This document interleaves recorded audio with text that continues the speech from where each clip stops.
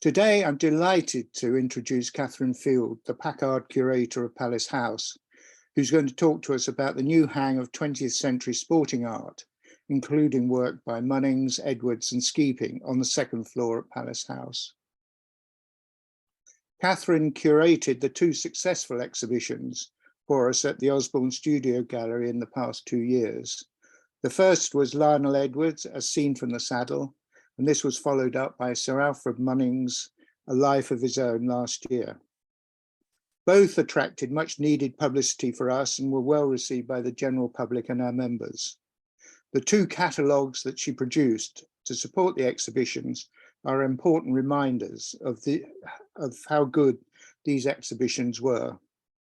Only this week, the British Library demanded our last 5 copies of the Edwards catalogue to be added to the National Library collection. We must be doing something right. This is the second talk that Katherine has prepared for us. I introduced her first talk by saying her CV read like a series of rehearsals and warm-ups for putting on the Edwards exhibition. She'd got the right blend of academic and practical experience to produce an exhibition and catalogue almost on her own. We've tested her almost to the limit by the short lead times that we've been giving her for both those two exhibitions and for the rehang at Palace House.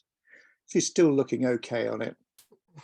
We were absolutely thrilled when she agreed to become Packard Curator for our collection display in Palace House, Newmarket. We'd been frustrated that the second floor of Palace House had been dark throughout last winter, and we're almost disappointed, and we're always disappointed that the pictures of Alfred Munnings were poorly displayed in the small sash window gallery. They never stood out as the work by a leading sporting artist. Katherine took up the challenge with relish, and within 2 weeks, the second floor galleries had been rehung and the pictures now sing out. But I'll let Katherine tell you how she set about the task and what lies behind her thinking. As usual, Katherine is happy to answer questions at the end of the talk. The procedure is that you use the Q&A button in the bottom right of your screen. You type in the questions and I put the questions to Katherine. I encourage you to ask questions or make comments. We want to build a proper relationship between Katherine and you, our audience. So without much ado, over to you, Katherine. Thank you, Tim. I think it might have been 2 months rather than 2 weeks. Otherwise, I would be a miracle worker. So yes, I was very thrilled to be asked to come back to the British Sporting Art Trust and to Palace House at the National Horseracing Museum. 2020 was the year I was part-time curator for the museum, and that was slightly disrupted by COVID. So wonderful to come back and start to achieve some of the things that I'd hoped to do at that time. The catalyst for these redisplays and for my thinking was really this picture, which is a new commission for the British Sporting Art Trust by Charles Church. Charles is very, very well known internationally, very successful, and kindly asked me to do the foreword for his catalogue at his November exhibition in London. But I've never seen him work on this scale, and it is a large scale. I've added some lovely photos from our slightly aborted unveiling. We hope to do another one shortly.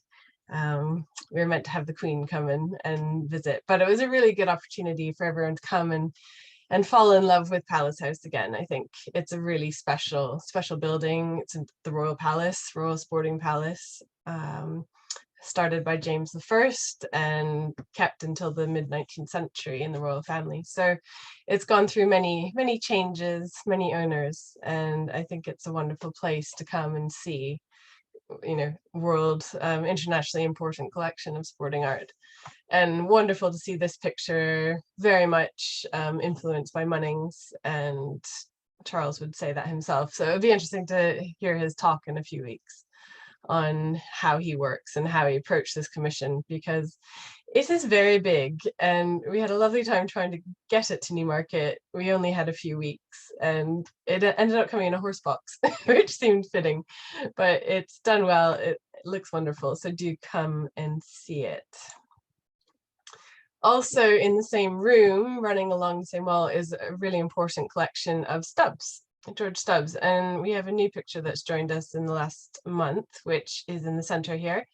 And that shark with his trainer Price from about 1775, flanked by, you can see the pointer and the spaniel above the doors, and also the fighting stallions. And another important picture just to the right of Shark. But very, very pleased to have this. And this is on loan from a private collection. So we're always thrilled to have private loans come in. It helps to change up the displays a little bit and inspires people to make repeat visits. This is actually a version of that picture, but I just wanted to give you a better idea of what it looked like. And this is from the Virginia Museum of Fine Art. So not the one that's on display, but a version. So very thrilled to have it. You may, if you've been to Palace House before, remember this picture. So this is Colonel Thomas Thornton, the great sporting aesthete, and slightly mad. I had a very, very good time learning more about him, but he hung where the Charles Church was. So A, we needed to find a space for him, and B, get him off the wall and moved. So required scaffolding, required lots of help, and is very much a team effort, these displays. But you may remember that this is the room where the Stubbs, or sorry, the Munnings were. So not a huge space, very light walls for Munnings. So when I was there in 2020, definitely a place, something I wanted to achieve was to take Munnings out of this space, which I've been able to do now. But it's allowed us to do a display about Colonel Thornton and his interesting collecting of animals and guns, and he was into falconry and drank 6 bottles of wine a night, so had a wonderful life. And we have included this lovely drawing, which is a fairly recent acquisition by the National Horseracing Museum, of his wife, Mrs. Alicia Thornton, who's famous as the first female jockey. So she ran at York on one of her husband's horses. And this is by Thomas Rowlandson, the drawing on the left. And then we've also included some of Thornton's beagles, and with his brand on them, as well as a lovely falconry picture, which is actually by Cecil Aldin, but in the Regency style. So it sits quite well there. And again, an opportunity to get pictures on display that haven't been displayed before, which is always the goal in a museum. So Munnings, as Tim mentioned, we were very, very fortunate to do this exhibition last year, and certainly fell in love with Munnings. But unfortunately, it was only on display at the museum for about 3 weeks. So this has been a wonderful opportunity to come back and do Munnings even more justice. And it couldn't have happened without the amazing team at Castle House, which is Munnings' home near Dedham. So I really encourage everyone to go there. But I called Jenny, I think in February, and said, would you mind if I used some photographs from your collection in the displays? And she completely surprised me and said, well, would you like some paintings? And I said, yes, I would love some paintings. They have over 700 works in their collection. So it's very difficult to choose the pictures each year, and they do a fabulous job. So I think we've helped them by allowing a few more works to be on display. It's probably the second largest collection of Munnings on display at the moment in the south of the country, if not the entire country. I can be corrected, but I'm pretty sure. And these are the upstairs galleries, which were painted this wonderful shade of green in 2020, but were never really used to full effect. But I think you'll see how much Munnings paintings love this color. They just it looks like a little treasure house, and I'm so thrilled by it. So again, thank you to Jenny Hand and the team at Castle House. In this first picture, you'll see there's the study for changing horses above the mantle, as well as a lovely gypsy encampment and shrimp and Augereau, along with the British Sporting Art Trust painting of Edward Turner. On the right are other loans that have been at the National Horseracing Museum in Palace House for a number of years, but suddenly you can see them. Suddenly they really come to light, which is wonderful. I do have a detail there. There's a detail of them, of that picture there of Mrs. Peel with Poethlin, the 1919 Grand National winner. Munnings especially, I think, needs to be seen in person. His use of color is phenomenal, and you really start to see the greens and the blues he loves to use as highlights in his work. And this was produced just after the success of his Canadian Cavalry exhibition at the Royal Academy, which I hope everyone was able to see at the Army Museum and at Castle House. It was, I think it changed a lot of people's opinions about Munnings and how good he was. And he really can't be ignored as a leading painter of the British school of the 20th century. And we love to show him off. But he also had a very close association with Newmarket, particularly in the latter part of his career. And he used this rubbing house, which is just down on the course, just opposite the Devil's Dyke at the turn of the Cesarewitch. And I found this lovely little painting by Lionel Edwards in R.C. Lyle's Royal Newmarket book, which was published just after the war. And you can see that's where Munnings loved to stand and watch the racing and make these amazing studies, which he just which he carried on doing for the last sort of the 1940s, 1950s. And there's a lovely little quote from his autobiography, which again, do read because it's full of just wonderful, wonderful stories throughout his career. So he wrote, "I'm standing on the course, the most beautiful course in the world, cloudless October sky, a faint wind from the east. The field for the Cambridgeshire is coming along, a few waiting at the start. The starter is there. I'm looking at the scene, the old scene, a centuries-old scene. Horses come up the course looking like those of years ago, the days of Archer, not so very different from those in the days of eclipse. Bright colors in the sun, just the same as of yore. Men on horses, the jockeys, their only difference is the fashionable seat, and the number cloths are a new arrangement. This is the best picture I have ever seen. Why can't I paint it?" And he went on trying to paint it for many years. But I think there's something about Newmarket, the fact that it's been used for the same purpose for centuries, and you feel that you can go out any day of the week and see the same scene that's been going on. There's a real sense of history to the place. So, you know, you're not going to go to Newmarket for just a few hours. It's a real day. And I think the museum's doing a fabulous job telling the story of the place. And hopefully we'll do a bit more of the royal connections in Palace House in the coming time. And here's Munnings himself with his lovely Burberry draped over his arm. And the Munnings Museum have a number of these race cards, which he's annotated with little drawings. And I think there's some on display right now, which are definitely worth seeing. But he loved the place. So it's been wonderful to tell a bit more of the story of him in Newmarket. And these are two studies from the British Sporting Art Trust collection, again on that fabulous green where they just pop and they come off the wall. Cute. And this is one of the scenes that's on display, again on loan from the Munnings Museum. But you can go up to the exact spot any day of the week and effectively see the same scene. People wearing helmets more than they did then. But really worth doing if you're staying in Newmarket, getting up a little bit early to go and see this. So Munnings was not easy, but it was one of the first things I wanted to do and needed to do to make space. But the British Sporting Art Trust collection is very, very strong in 20th century sporting art as well. So I devoted a room to them, to these painters who were contemporaries of Munnings, but working in a slightly different way. Although I have included this wonderful watercolor, early watercolor of his, which is in the National Horseracing Museum collection, but they've kindly let me hang it in Palace House. So it makes a good start. So it's not a huge room, but it includes work by Cecil Aldin, Frederick Whiting, Gilbert Holliday, Lionel Edwards, of course.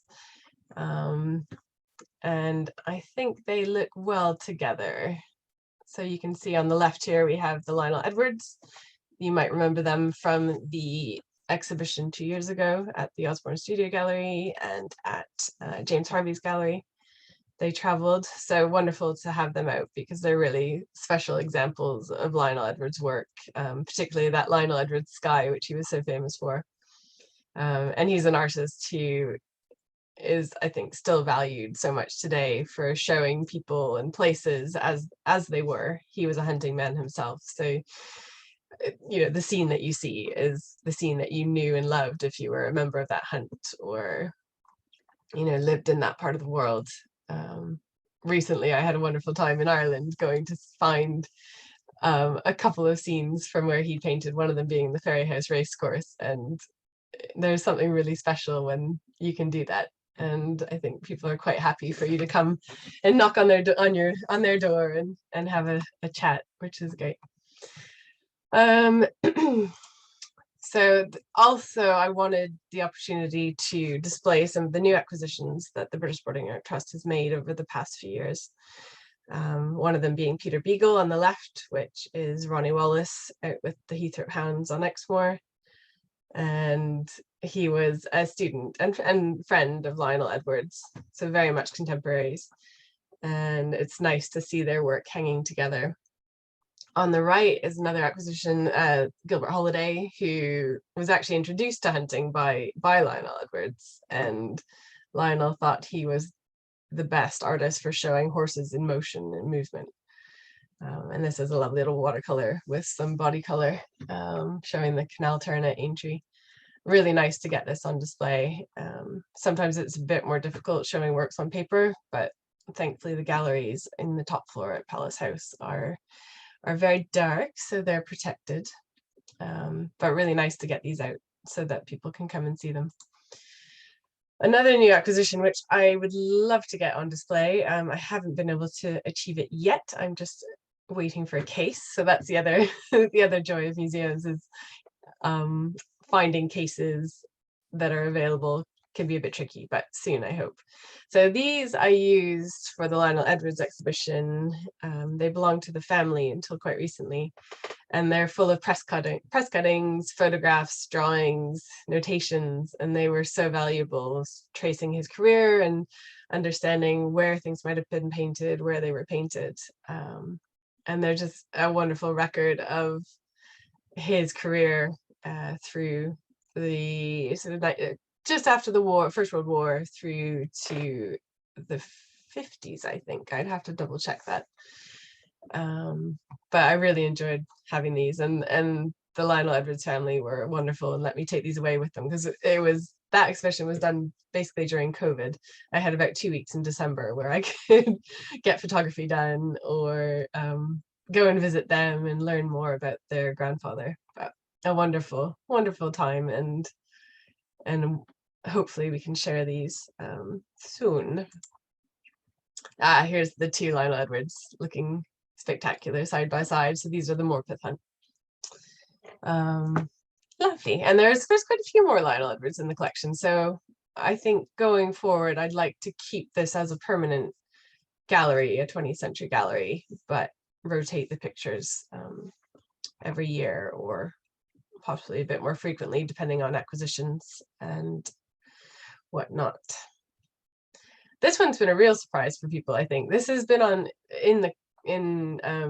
display at Palace House since it opened many years ago, but again it was in the sash window room with the Munnings, and suddenly people can see it. So you come out of one of the Munnings rooms into the 20th century gallery, and I've put it on the wall facing you, so you really see it. And I really like Fred Whiting. I think he's very much of his time, 1920s, 30s, you know exactly when he's painting, and the pictures are full of light and movement. He, like Munning, studied at the Académie Julian in Paris, and I think that shows he's a sort of another level of painting, if we're talking in the sort of academic sense. But a really lovely picture. He's probably best known for a portrait of George V that he painted. But I love this one, and I think it's become a real favorite with the volunteers and our visitors. And these are two more of the pictures on display. So lovely pastel, which again is quite unusual and wonderful to show that type of work on paper, because they're quite sensitive, quite delicate. and another Gilbert Holliday, which is over the mantelpiece and looks very well. Gilbert Holliday unfortunately was paralyzed in a hunting accident, which is a great loss, I think. He died soon after. And then there was the final room upstairs, and I wasn't sure what to do really, but actually we had this amazing collection of works, well, sculpture and works on paper, drawings and pastels by John Skeaping. And he's he's an artist I didn't really know, if I'm completely honest. I sort of knew he was in the modern school. So he was at the Royal Academy Schools working with Henry Moore and Barbara Hepworth, who both went on to become extremely famous. And John was married to Barbara for a time, but you know, he was winning prizes like the Prix de Rome above them, and he went to Italy and studied, and it was all very promising for a career. But again, like Munnings and like Lionel Edwards, the 20th century was or de Laszlo, as you may know, I also work on de Laszlo, but these artists working in a classical style, in a realistic figurative style, their reputations suffered, certainly in the 20th century. And I think we're still reappraising their work now and understanding that they have their place alongside what the art critics might let us think is the best type of art to admire. But I love this. This is an early photograph of him at Goldsmiths with a workhorse, and I just think it's lost, unfortunately, but I'd love to see that one day. And John Skeaping also had a very close relationship with Newmarket. I think if you walk down the high street, you can see Hyperion outside the Jockey Club rooms, Mill Reef as well at the National Stud, Brigadier Gerard is at the course, and I think that's all of them. There might be one more. Anyway, but so he really was an animal sculptor for most of his career, and horses were an enduring love throughout. So it was a really nice opportunity to show his works on paper with sculpture. There are many more sculptures throughout the museum by him. We have a really strong collection, but this is a fairly small room, so I focused on the drawings and some of the smaller works, which you can see here, handily fitting into the fireplace. That's the sort of the interesting thing about Palace House is it was a house, it was lived in, it was a palace, and so you have features like fireplaces, which you don't always have in more traditional museum spaces, gallery spaces. And there's a shot of Hyperion looking fabulous. It's a really, he was commissioned by the Earl of Derby, and the skeleton is actually on display at at the National Horseracing Museum as well, which John Skeaping used to make this sculpture. Very fabulous. And there's Mill Reef. So like Munnings, Paul Mellon, the great Paul Mellon, was a patron of John Skeaping, which I think is always an indication of taste. Paul Mellon's a bit of a hero of mine. I mean, his collection in New Haven is phenomenal. More of his collection is at the Virginia Museum of Fine Arts. And he really championed British art, not just sporting art, but British art. So I think we're very, very lucky for his patronage. And he was a racehorse owner and hunting man as well. So here is the sort of racing wall. We have Shirley Heights, again, a Paul Mellon horse, Mill Reef, another Paul Mellon horse, and he sculpted Mill Reef, as you saw in the previous slide. So these are some of the preparatory studies he made for those sculptures.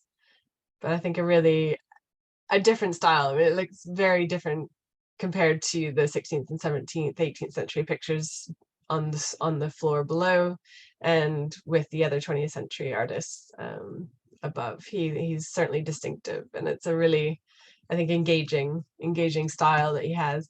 And again, working in pastel, so the works on the left and the right are pastel, and it's a really difficult medium. Not many people used it. It was very popular in the 18th century, and nice to see, because I think it's a very soft, very, very fluid medium. He also had an interest in Middle Eastern horses, Arab horses, which he sculpted this wonderful plaque, which was a bit too heavy for the wall, so I've put it in a case so you can still see it, but I think it probably would look better on the wall. But occasionally you have to make these sorts of decisions. But all in all, I think it looks quite good. Later in his career, he went to the Camargue and worked with the bullfighting, with the bullfighters there, and really enjoyed it.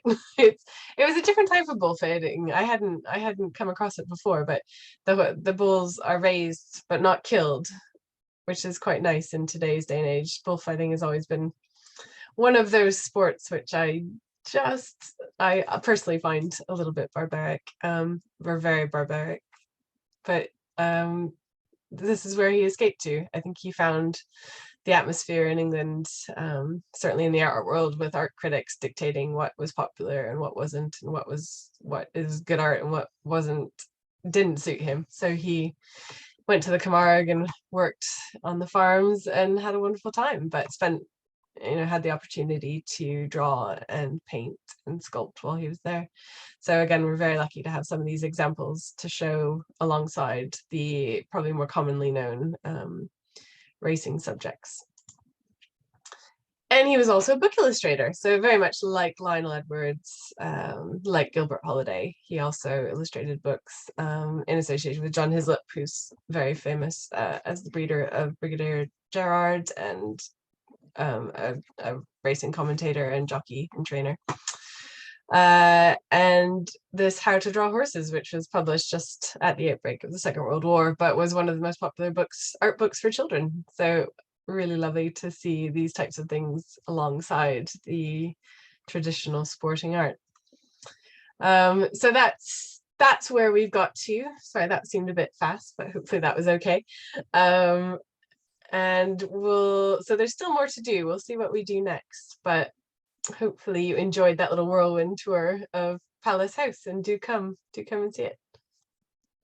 Katherine, many thanks. I know you've been under the cosh a bit with all the projects that we've been throwing at you and other things that you have to do. So it's a delight that you've been able to prepare this talk and give it this afternoon. So thank you very much. It's much appreciated. You've got time to draw breath now. We've given you a month or two without a particular demand on you. What other thoughts do you have for Palace House now? Or is it too early to... Well, I think the entrance to Palace House, the ground floor, it's a really difficult space to turn into gallery spaces. And I think we're really missing the history of Palace House itself. I think we can do more with that. And not everyone is in love with sporting art or horse racing, but I think a royal palace often draws them in, and then we can sneakily encourage a love of sporting art for people. But no, I'd love to connect Palace House with the wider Newmarket a bit more, and the royal connections. So just doing a bit of research now. I mean, that's something I need to learn more about myself before I can start making displays, but that's certainly on the cards. And then there's a Lucy Kent Welsh exhibition coming up later this year, so I'm doing a bit of work on that as well at the same time. So it's all happening.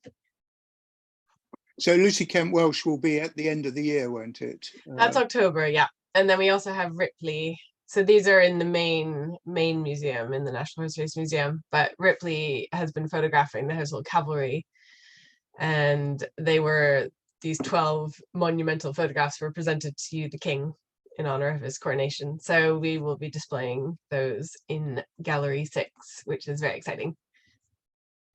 I've got a question here from Anne Massey, and she's preempted me, because when you were talking about Lionel Edwards and Gilbert Holliday, I was thinking about Tom Carr.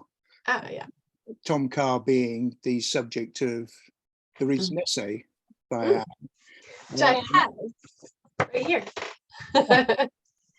And I just wondered whether, how do you plan, or is it easy to plan exhibitions on specific artists, or to change the galleries that have been set up now on the second floor? It depends. I mean, you want pictures that work together. You want pictures that are in condition to be displayed. You want pictures that are well framed. Sometimes you see a picture on the database or in a book, and you think, oh, it's wonderful, but then you see the frame and actually it's not possible to show it, or the condition might not be enabled to be shown. So there are some disappointments along the way, certainly, but I think I've tried to create spaces where we can bring pictures in and out. So Munnings, we could accommodate more loans. They could come and go. Obviously, the Munnings Museum will want their pictures back for next year's displays. So you know, I'm always looking for new pictures or looking for loans. So if anyone wants to get in touch, that's very welcome. We have more private collection loans in Palace House, which are probably going at the end of the year. So I'm already thinking of what will change and what needs to change for later in the year. I'd encourage you to talk with Anne, because I know a lot of owners of Tom Carr pictures have been getting in touch with her following the essay or during the process of writing the essay. So there might be loans there, or I suppose we have to be careful that loans from private houses leave gaps that people don't like, or owners they don't. do. You know, and we could always do a Tom Carr display as well. I mean, that's a possibility. So, and we shall be in touch. One thing that strikes me, Katherine, is the amount of Skeapings we have in the museum is sculptural work, and we have I never realised that we had an extra Munnings on display within the trainer's house as well, which I encourage people to look out for. It seems to me like Munnings is so important for Newmarket, and Skeaping is. Was that a deliberate choice to put them both together? Yeah, absolutely. I think you have the Newmarket connection, the Paul Melling connection, and I think it's another way of telling the history of Newmarket and the attraction it has for artists. It certainly has over the centuries, particularly in the 20th century. For those artists who really are inspired by horses, as Munnings was, as Skeaping was, it's the place to be, for sure. And every day is different. Every canvas is different. You know, the scene is always changing. To our eyes, maybe it looks like it's the same scene being repeated, but it never is. The silks are different. The horses are different. The people are different. You know, female jockeys have come to the fore through the 20th century. Female, exercise riders. So that's an interesting change that you start to see through their work as well.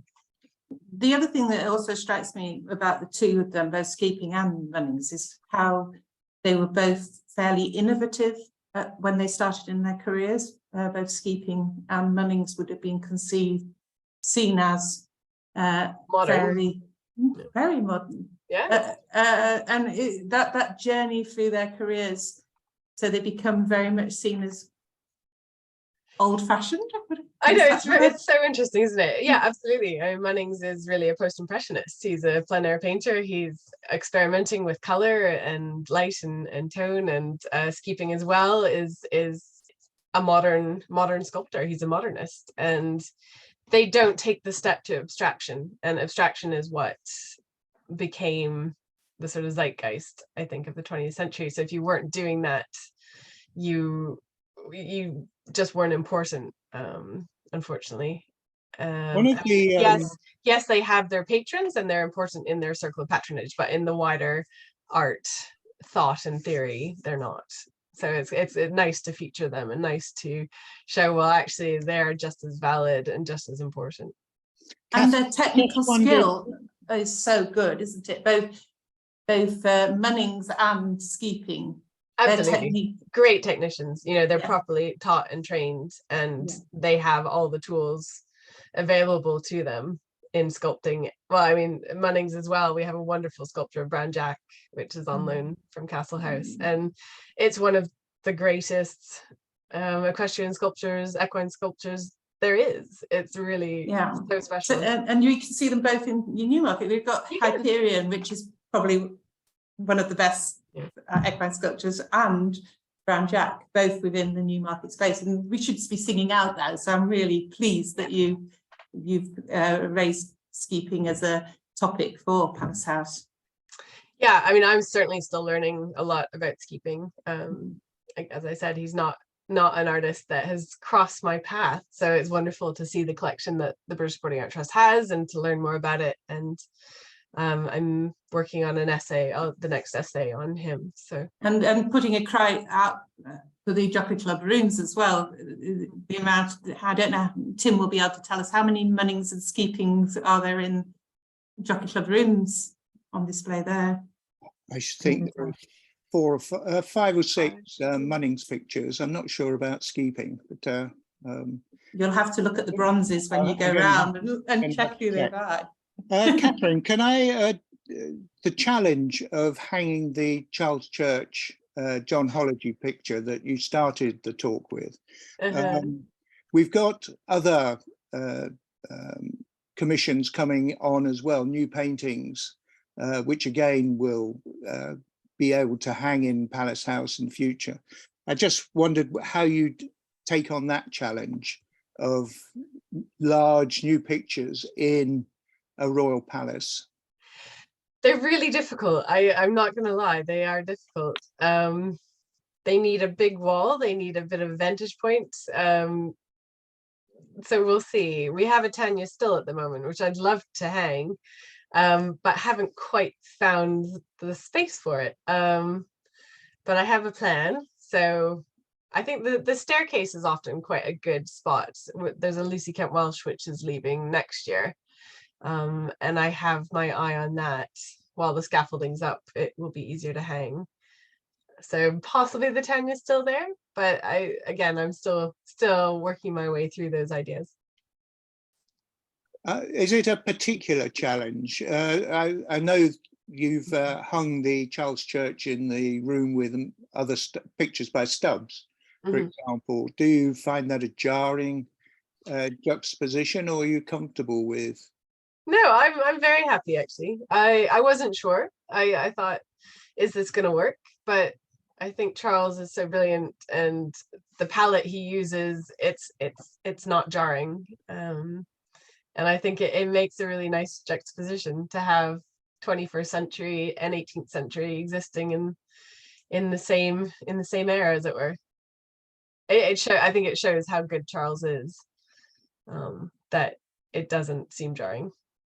I mean, one of the things in the original hang was sequential, starting with the very early 16th, 17th century pictures going through. Is that something you would challenge now? Maybe. Again, I'm not sure. I feel like we need to come up with more thematic hanging, which tells stories in a different way. Those rooms haven't changed very much since the museum opened in 2016. So I think it will be fun, but it's a big ask. So I'm just catching my breath after the last few months of madness and excitement and achievement. And I'm open to ideas as well. So do let me, if anyone has any, let me know what they think. But I think we need a change, don't we? I think so, but I agree that it's a challenge. Sequential seems the easiest option all the time. But I think once you've moved the Munnings pictures, you see them in a different light, and you've emphasised the importance of the wall colour just to bring out what you see in a Munnings. And maybe we need to be challenged in a slightly different way now, rather than seeing pictures all from the 17th century, to put them side by side with other pictures. But it's more of a challenge for a curator then. Yeah. I was just thinking about the space, and one thing that I think is very good about having the Skeapings and the sporting art on the top floor. If they were 20th century abstract works, they wouldn't work in that space, but because it's a domestic setting and you've got the fireplaces, those pictures work so much better because they were meant for a domestic setting. Yeah, and Palace House as a palace wouldn't have been necessarily hung chronologically, would it? So the Charles Church does actually sit well within that space. It makes it sort of feel like how a house would be hung. Yeah, absolutely. And you know, we know it was hung with Munnings, the South Court Stud Commission. They hung there before the Second World War. So it's nice to imagine Munnings, he stayed in Palace House and his pictures hung in Palace House. So it's wonderful to give him that space back. Yeah, I mean, it's frustrating that the pictures that were painted for Palace House, commissioned by the Rothschild family, have been lost in a fire or lost in a bombing raid, weren't they? Yeah, so they were sent to Christie's for safekeeping, but unfortunately Christie's had a direct hit during the war by a German bomb, so they are gone. And you know, that was a great tragedy for Munnings as well, because that was a commission where he was just told to paint what he wanted, and that's such a rare thing for an artist. And that is, I think, the joy of these commissions by Charles Church and Marcus Hodge and Susie Whitcomb. They haven't been given a topic or you know, a story or a theme that they have to paint. They're allowed to choose what they want. So I think that's how you get the best out of an artist, is to give them the freedom to do what they're good at. Right, I think our time's up. Katherine, many thanks for time and effort in putting together the talk today, and for the support that you've given to the BSAT over the last 3 years. It's enhanced our reputation. I think brought back to us the excitement of seeing sporting art displayed well and talked about well, which there are some naysayers that try to deprecate sporting art. And I think if you hang it right and talk about it with enthusiasm, you can bring back what we love as sporting pictures. So thank you for what you've done, and I encourage everybody to be in contact both with Sally and with Katherine, so that we can have it as an active relationship. You encouraged loans, or to think about loans from private collections. I think that will always enliven the displays at Palace House. So thank you. And it's been good working, and it is good working with you. So thank you for that. As Sally said, our next lecture is on Thursday, the 22nd of June at 2 o'clock. I emphasize the 2 o'clock. This will be a conversation with Charles Church, and as Katherine has shown us, his recent life-size portrait of John Holliday, the beaver huntsman, is on display now in the King's bedroom at Palace House.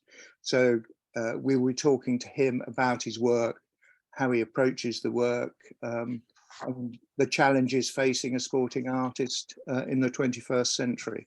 So that will be on the 22nd of June. The other thing that I've been asked to remind everybody, on the 18th of June, there's a trip to Usk Castle organised by Lawrence Humphreys, a number of 20th century pictures to be seen there. There are no limits on numbers, which is rare for a BSAT trip. So if anybody would like to join, please get in contact with Sally. And I think that's it. Thank you for the talk this afternoon and for answering the questions.